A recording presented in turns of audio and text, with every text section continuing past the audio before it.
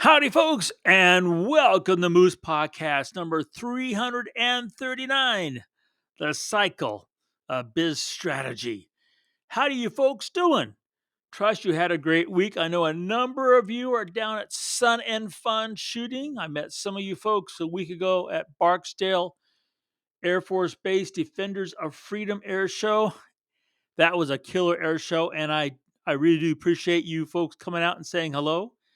Also saw some of you folks at Bedford's Camera just a few days ago. So I appreciate all you folks ever so much coming up, saying hello, and the kind words you have for the podcast. Thanks so much. Trust you're out there shooting. I know it's supposed to be spring. I'm sitting here looking out the window, seeing it snow, but I'm also seeing the birds just going crazy. In fact, I put out two more owl boxes this past weekend. Keep hearing the little guy out there, and there's a northern pygmy owl somewhere around here that I want them to come over to my house and play and nest. So be out there looking. It's photographing birds and nesting birds is such a great pastime. You can do it safely, and you can tell their story. Natural subject. So I hope spring is bringing you good stuff wherever you are, even with some really unsettled weather. Hey, my good friends at Bedford Camera, bedfords.com have got a ton of things going. That includes coming up in a month there at Eureka Springs, their MySim seminar series. That's an annual event out there. I did it a number of years ago. This year, my dear friend Dixie Dixon will be there along with the Bedford's crew. It is absolutely a marvelous event in a really, really nice location, Eureka Springs. Great place to go and be. Hey, check it out at Bedford's. And while you're there, you might just, just saying, when I was at the store, for example, I was checking things out like the Benro tripods. And of course, they've got some great camera gear. They had a deal going on the Z30. I saw for the first time the really sweet looking Z85 1.2 lens. But you want something that's brand new or used, and you want the best service and that Moose 5% discount. Hey, that's Bedford's guy, bedfords.com. Great folks, great prices, great service, and one hell of a nice place to spend some time. So thank you, Bedford's Camera, for sponsoring the Moose Podcast. One other thing I want to mention, I'll be down in Austin. Sorry, scratch that. Houston, April 15th and 16th. Precision Camera is and Video is bringing me in to do an aviation event. Great presentation coming to you on the 15th. I'm madly working on that right now. And then the 16th, we have a sunrise and morning shoot at the Houston CAF wing with the Helldiver, which I cannot wait to do, and their other aircraft. And then they have a whole lot of planes they'll be putting up as well. So it's not an air show, but there's going to be lots of great photography. Head to Precision's Camera for the information for signing up. Hope you can join us. I know there's just a couple spots left at this point, but it's going to be a great event. So that is April 15th and 16th, Houston, Texas, folks. All right. I'm going to get right into this week's podcast, The Cycle of Biz Strategy. So I had just prior to getting on an airboat for a week of shooting with the snail kites down in Florida, it seems like I had two emails, maybe it was three, back to back. And I had folks saying, hey, uh, not want, the word was need to go make some money. And they said, not to make a living, but I need to make some money with my photography to keep going my passion. And I can understand that. My first thing and knee jerk response was, okay, if you need money to keep your passion going, then there's that issue right off the bat. The passion shouldn't, I mean, the passion might require money sometimes, but need, you should be able to deal with that. But I was thinking about that, and how can I help folks who want to make some side money, let's put it for lack of better terms, from the photography? I mean, I've talked about this many ways before, so I thought of another way as I'm bouncing across Lake Kissimmee on an airboat. Something that I've done, and I never actually put a title to it or a label on it, but it's the cycle, and I thought it's a good business strategy. Well, personally, I think it's a great one because it's what I have done subconsciously since the very beginning. So you're going to have to bear with me. You're going to have to listen to the whole podcast to get the gist of it. But here we go. So the cycle for myself, I looking back at the things that I have made money with in photography, and you have to understand that I do live in the editorial world, uh, telling stories. Not only is it something that it just I got to do, I just got to do it. It's also something I got to do to make money. And the editorial world is one of the best places to do it. And I know at the bat that there's people out there going, "Oh no, not another article about getting podcast about getting published." But if you want to make money in photography, it's not like, and to use an old analogy, I can just open up a side slide drawer and pull out some slides, and instantly someone's going to say, "Oh, I'll take them, I'll take them, I'll take them." It's the same thing. You can't just all of a sudden open a photo mechanic and open up a folder and you have a bunch of pictures and then you got a bunch of people looking over your shoulder. Go, I'll take that one. I'll take that one. It doesn't work that way. You have to, you have to, and nobody else. You have to find the home for your photographs, your story. So what's this with a cycle and how can that be a business strategy? I was looking through, and I actually keep a list of all the articles and photographs that I've ever had published. And looking at them, there's a definite and a very distinct pattern. Except there were two exceptions. Everything that I've done twice in order to get it out there to the publisher. So, in other words, snail kites. That's what kind of brought it up. I was there for the first time a year ago. And what an experience. Um, I've worked on airboats many, many times during my career, but something about being on in an airboat on the water with the kites, and literally the kite is right next to you, just and doing its kite thing, just kind of loping along the water, um, looking down for snails, and every so often looking at you, and then looking at the snails, and then of course it's able just to put on its air brake, stop and do a 180 and go get the snail, while us mere mortals on a boat have to kind of stop and slow down, come back. It's just it's an adrenaline rush, and now that I've done it for a total of 10 days, I have nearly 32,000 images of snail kites in the files, and a lot of people go, "That's a lot of pictures." I mean, and that's not for everybody. I mean, I've run into lots of people say, "Yeah, I've got that picture before," and I've with critters, I have even if I have that biology in the files before, I can tell you for a fact, uh, I don't have that folder, that image in my folders because it changes all the time.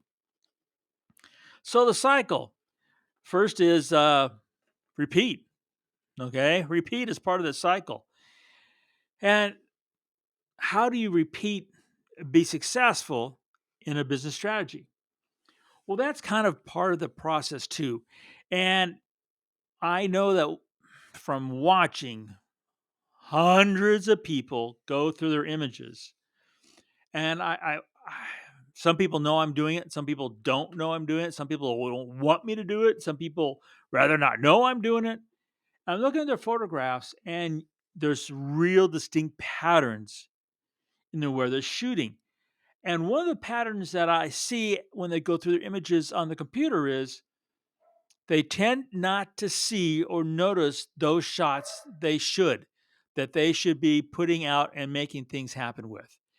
So, second part of the cycle is starting to see what is going to grab the viewer's attention to tell a story, and in that process, make the sale. So the cycle is one that in some instances is a good thing you want to repeat, and other things you want to not repeat.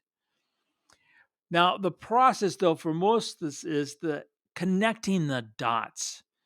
So the cycle is you do your homework, you go do your shooting, come back, look at the photographs, think it through, do more homework, go back out shooting, come back, look at the photographs, at which point at which point you start making money. Now, are there exceptions to this? If you're a continual listener of Moose Podcast, you know I have exceptions upon exceptions.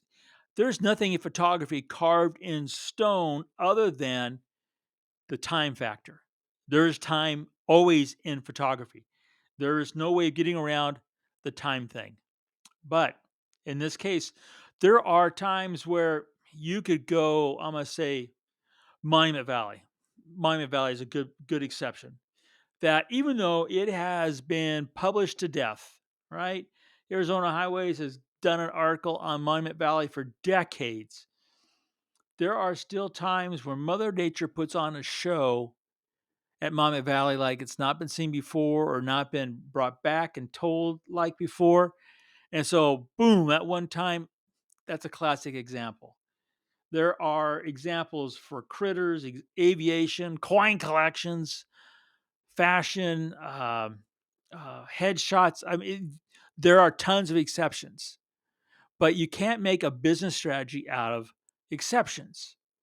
But the cycle you can, especially once you get into that cycle. And we're humans. We love getting into, and I'm not going to call it a rut because that's a grave with the ends knocked out. But we like to do things in a pattern. There is definite security in having a schedule. So that's what I'm trying to, encourage you to do is to gain some self confidence, some security, some willpower, some positive vibes in starting a cycle, something you can repeat that would earn you extra cash. So, in the case of me and the snail kites, I went out the first time and I knew I wouldn't have the whole story visually. And I knew that I didn't have the whole story in my head. Partly why I wanted to go back. And I still want to go back because even though I now have things like uh, copulation and getting snails and tussles in the air, interactions between males and females in the air and on the ground, and I've got a lot of their biology. There's still some big pieces that is missing. Everything from feeding snails to young in the nest to some efforts by some very dedicated individuals trying to make a difference for this critically endangered species. I mean, it's a huge story, but I did get a piece of story enough that I have a piece going out to an editor for publication. So that cycle of doing homework, shooting, going through the images, doing homework, going shooting, looking through the images. For myself, it allows me to, I guess you could say, let everything gel. So the writing part of this is what really gets a lot of people just totally befuddled. And writer's block. Boom. But for me, I always look at the writing as a vehicle to get my photography out. I don't look at the writing as a means of making more money, but it is. I don't look at the writing as an obstacle because I really want to get my pictures out and share them. I don't look at the writing of the words as any more as a big caption for the photographs I have in my files to help get those placed in the magazine. Now, how can all this make money for you? Well, if you're looking for something that you can just say, today is Monday, I need to make $500. I'm going to go to my hard drive and pull out this picture, and boom, I don't have that for you. I don't have that for me either. I do know, though, if I don't start today, I won't have it tomorrow. Literally. This is, it's a process, and I've gone through this with a few individuals already this year. They're trying to instantly make money, and they're putting at their own roadblocks, so they're not making money. So then they get more frustrated because it's vicious cycle, and that's the cycle I want you to avoid. I want you to be on the positive cycle, constantly working at it. Because think of it this way: if you do your homework, in the process of doing homework on whatever you want to photograph, because if you don't have a love affair with whatever you're photographing, you'll never make money from it. I guarantee you that. I have seen that a gazillion times. So you go and do your homework. You're going to say, oh, and in the process of doing the homework, you're going to find that spot, that number one spot where you can put your images, and that be it in a magazine, on the wall of a gallery, or a coffee shop, or an individual. You do your homework. You're gonna find that out along with what you need to know about that subject to take better photographs. And then you take better photographs. Remember, this all begins and ends with the photograph. You go out and you shoot. You're going to take the better photographs. And then you come back to the computer. You're going to see the better photographs. They're going to hit you. They're going to smack you right between the eye. You go, whoa, there it is. And then you do it again. And you create that cycle. You do it again for that same subject if you didn't get the right photographs or the photographs you want. You do that same cycle for the next subject you want to go and explore with your camera and tell its story. And this cycle, it's a solid business strategy that will move you forward continually throughout the weeks, the months, and the years. And that's what, whether you want to become a hobbyist who makes some side money, or a professional who wants to make a livelihood from this thing called photography, that's the process. And here's the thing, and here's the big thing: the cycle in itself is not the end all. It's just part of the big overall puzzle that you have to figure out for your own business strategy to help you move the ball forward. But once you have one piece, I'm here to tell you, other pieces do start to, the fog lifts from them. You can see them. They might not all be for you, but you have a direction. You'll have that cycle you can always fall back on and continually build on, but then you'll have these other adventures and other ideas that you can add to your business strategy to help make things work. And that's what I want to encourage you to do. Right foot, left foot, right foot, left foot. That's how you make it in almost any business, especially the photographic business. So I hope that helps. Hey, I asked you folks, and you were very kind to respond, a lot of you, whether you heard a difference. This podcast, again, is being done with the new beta Adobe podcast online process, which I appreciate you guys responding. If you can tell a difference, had a couple of you who were very kind enough to listen to old ones on the archive and listen to the new one. And I'm glad to hear you guys can hear the difference, because from my point of view and from where I sit, using the Adobe podcast is a whole lot easier than using Audition. So I appreciate your feedback. And if you have any more, hey, click on the link there on the page. Got a podcast idea you want me to explore? I'm here to help you. You guys can find me. Not really hard to do. You all go out and have a great week. And remember to make every click your story.